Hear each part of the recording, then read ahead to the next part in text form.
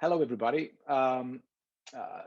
We are moving to this next topic about the facilitation of a customer journey with an actual case by ITC. Just want to kind of very briefly introduce essentially the topic and the speakers from the perspective that is very familiar to all of us. We all know that modern customer journeys are very complex and they're highly nonlinear, and they continue to be challenged by expanding privacy guidelines, restrictions, incomplete data due to an explosion of online and offline interaction points, as well as, and probably more prominently visible these days, the consumer's growing hesitation with which brands and which publishers they wish to engage versus not. So the session that we are presenting next is focusing on a case study of how ITC Limited, fueled by effective customer intelligence solutions by Zeotap, leverage data solutions from tools and enablement platforms to activate and personalize journeys and deliver rewarding experiences. With that introduction, it's my pleasure then to turn it over to our speakers, Daniel Heer from Zeotap and Rajnish Kumar from ITC Limited. Hi, Dimitri. Nice to hear from you. Hey, guys. Thanks, Dimitris. Thank you for the introduction. Great. So with pleasure, we're gonna start here with our little case study. This story is basically one I guess so many of you will recognize. FMCG brands, and ITC is a FMCG brand. It's a large Indian conglomerate, including an FMCG brand, have this inherent disadvantage when it comes to influencing the customer journey. So unlike many consumer brands, think of Vodafone or maybe Apple, which in fact own physical retail stores, there's often little opportunity for a CPG brand to directly transact with end customers, right? Why? Because there's a retailer in the way.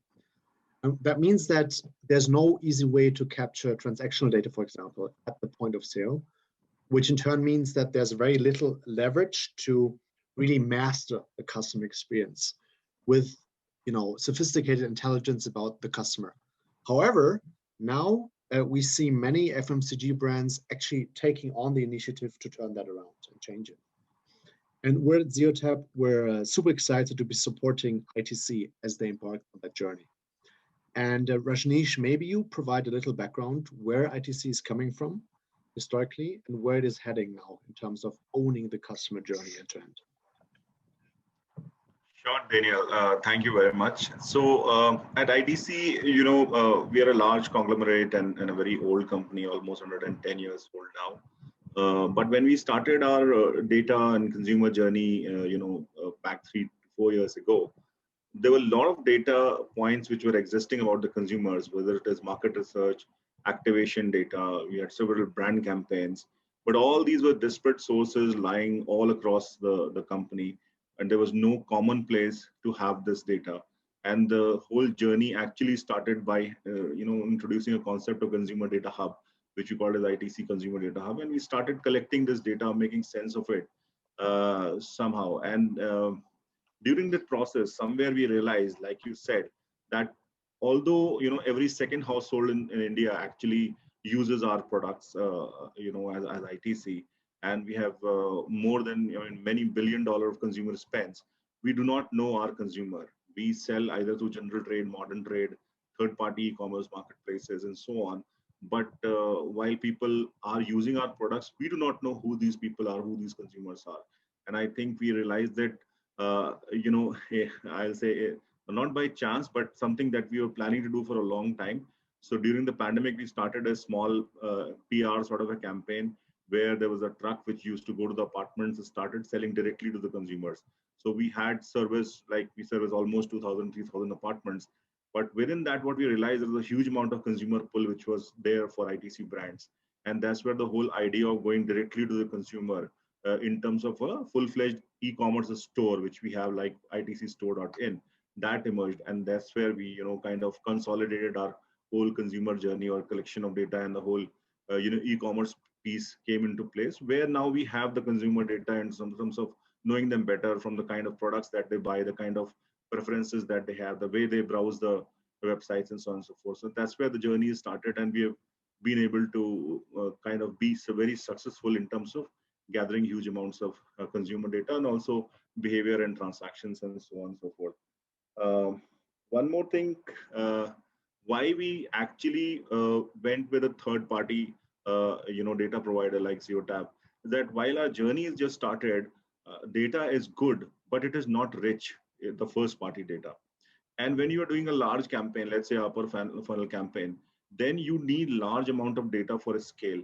And that data is not there when you look at first party. The platform data, whereas Facebook or Instagram, and that data does not, give you the efficiencies that you are looking for. So therefore, the choice is between the first party data, which is smaller, and then the scale there is third party.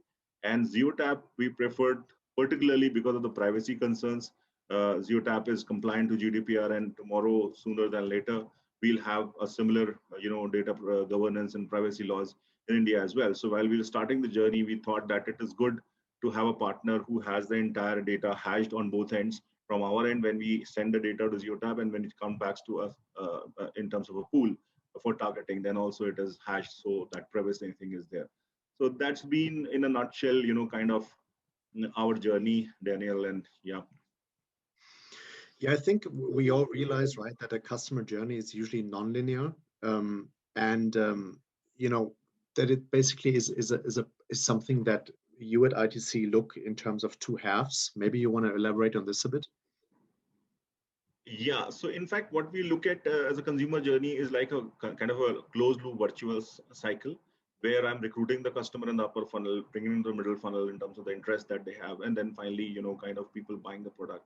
Now we are doing something very interesting. The project is started and it's giving us very good results and responses. We are trying to create a community of ITC consumers who buy, 30, 40 different brands of ITC that we have in the portfolio, and then almost like community which kind of evangelizes, socializes about the product, the quality, the taste, flavor, whatever the product stands for.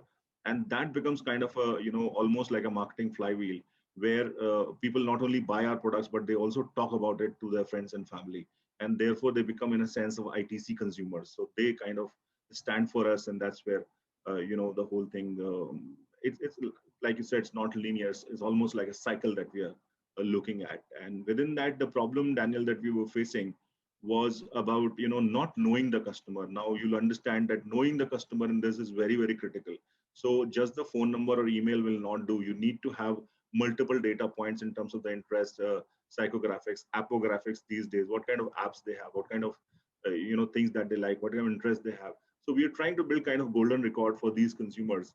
And as and when the data becomes richer and richer, I think what the final thing will emerge is that we will be having first party data for efficiency, to drive efficiency, and third party data for the scale that we are looking for. So I think a balance between these two will be able to fulfill the objectives that we are looking at from ITC point of view. So I guess then in the first phase of this closed loop, you nicely coined here, is it's really about making sure you have the right customer, right, and you have the right data as a blend of first and third party data in-house, sort of aggregated and consolidated across silos. I think what's also important here too is think ahead, right, and not only think about today's identifiers that you can use for activation or for any seamless multi-omni-channel sort of addressable targeting, but also think ahead of the 6 months down the road when we all know Google will turn down the cookie. It's important that CPG brands in general consider vendors that offer universal persistent IDs to basically navigate the cookieless challenges. Yeah, Daniel, that's a very interesting point that you brought in. In fact, just next week, we are having a session for all our brand teams on the cookieless world. So there's a lot of confusion around. So when you say cookieless, actually, it is not going to be cookieless. There'll still be cookies. There'll not be Google third-party cookies. There'll be some other cookies.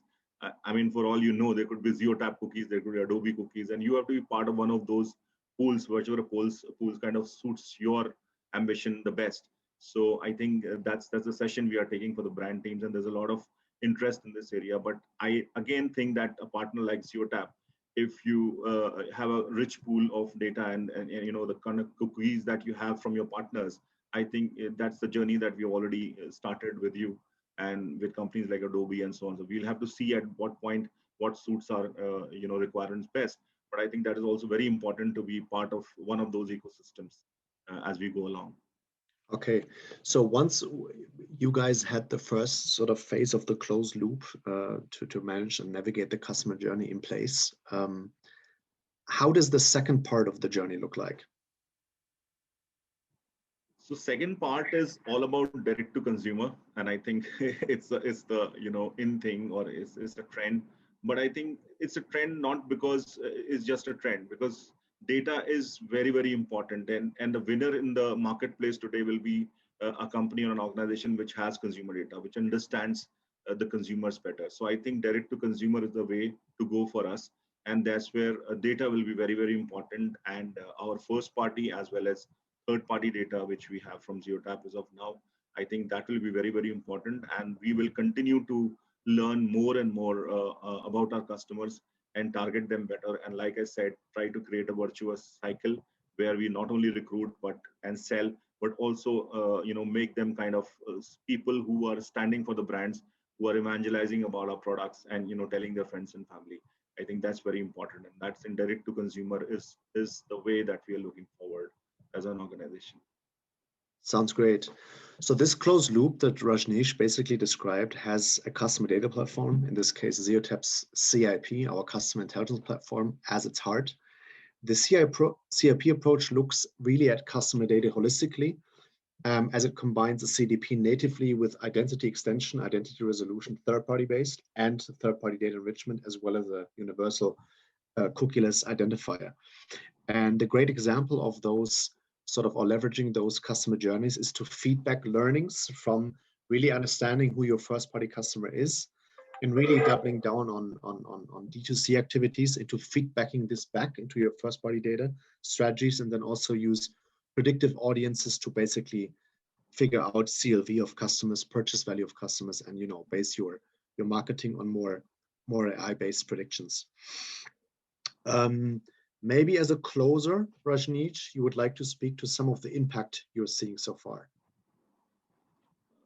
Yeah, Daniel, I think it has been a very fulfilling journey, because when we started and we put in all those dollars and investments, obviously there was a lot of question around, and data is something which is very intangible, so to say. It's just there, and everybody has data, but you do not know what are you collecting and what is it going to do for you while you're investing so heavily into it. But what we've seen typically, the factor, if you look at any campaign, whether it's view through rates or it's cost per acquisition, whenever you look at a campaign and you compare that, all our campaigns use first party data, third party data, platform data, and we have very specific segments also within that, and we try to measure. So what we have seen, the factor is kind of 1:3:5 or something like that. So if it's 1 rupee or $1 for the platform data, it's $2.5, $3 for the third party data, and 5 or 6 times the return which is on the first party data. So this is how the things are stacking up. And if you're looking at spends of, let's say, maybe close to $25-30 million, huge amount of spends coming into digital in terms of the media monies, then if you do the maths, it is quite a substantial amount of saving that we are looking at. And these are green shoots, but I think they are becoming plants and trees, so to say. So very interesting so far. Let's see how it goes. Sounds great. Thank you so much. Thanks, Daniel.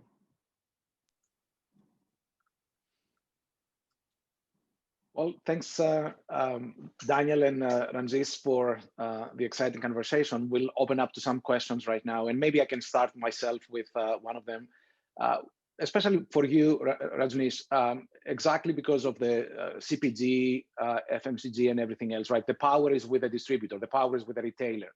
Progressively in the industry, there is a wave supported by privacy first safe havens, right, for more collaborative relationships, right, where data can be brought in a multi-tenant federated kind of environment, and exactly with the power, of course, of your first party data, your partner's first party data, enhanced really be able to develop some very effective use cases that you can combine at will that benefit both partners. What's your perspective there, and if there is anything that you guys are exploring with some of your retail distribution partners in India and beyond?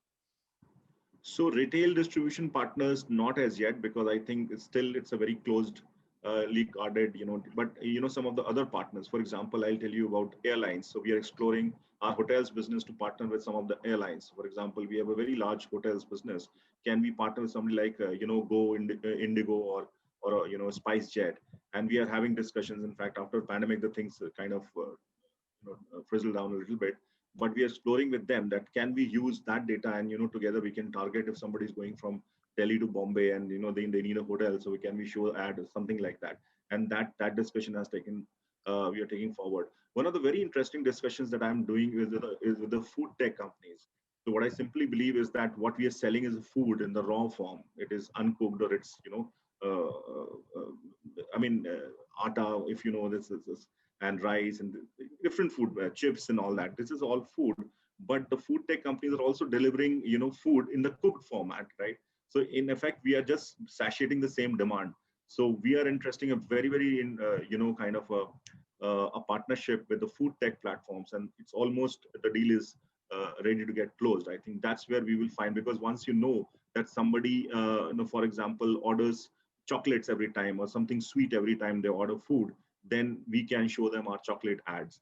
Or somebody who is buying something or lentils in India, and very popular, and every meal they order lentils, or every second meal they are ordering lentils, and we have a wide range of lentils that we have in our portfolio. Can we show them the lentils ad? I think that will be a very interesting partnership, and we are looking forward to it. And we call this kind of a second party, not first, not third, but second party transactions. Right. So we're exploring that. Any questions from the audience?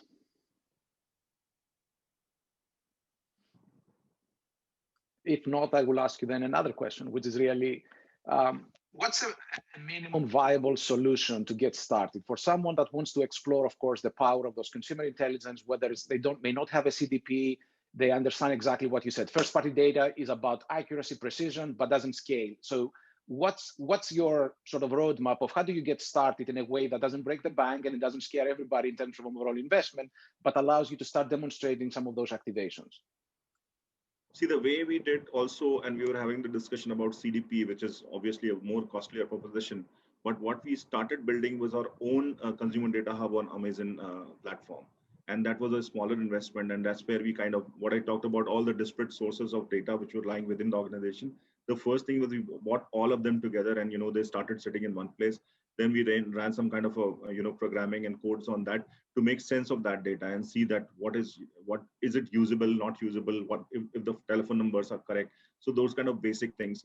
That's something that you can get the journey started with, and then you can start doing your own campaigns. Even Facebook takes your own data, in terms of numbers and all, if you want to do campaigns. So rather than using just the platform data, you can use your own data. So if you've done, let's say, a campaign for Yippee, which is our noodle brand, and then you are showing a noodle ad, why not use that data that you've gathered through that campaign, and instead of that. So I think that's where the the journey can be started with a smaller number. And once you start to see some revenue and start to see some growth, I think that's when you start making more investments.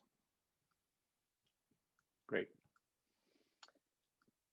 Lastly, for you, Daniel, since you are actually the partner that is much more keyed into the customer intelligence itself and the provision of that, what are your thoughts about really the user privacy and what's happening these days, what we are hearing progressively, even with the walled gardens and everything, and where you guys source the data, and how do you validate and vet really the sources with data points that are way beyond really what the consumer might have voluntarily and in full understanding of their volition provided? Yeah, so I'll keep the answer really short, given the time is at its end. Yep. So first of all, we believe that generally the logic of GDPR will be rolled out to the entire globe, to the majority of countries. Rajnish just mentioned India will follow soon. So I think there will always be the attempt by regulators to give more control back to the consumers. For us specifically, data is one part of our platform, right? So we also have software which is not related directly to data. For the data business that is part of Zeotap, we make sure that all the data providers that we have, for example, telecoms and e-commerce companies, that they contractually guarantee us that they have obtained user consent.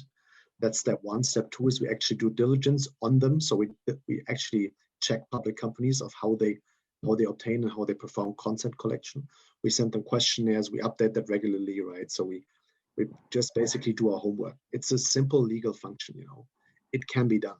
It's just making sure you're diligent and adhering to the practices. Wonderful. Well, thank you both for presenting us really with some great thoughts and facilitating this conversation.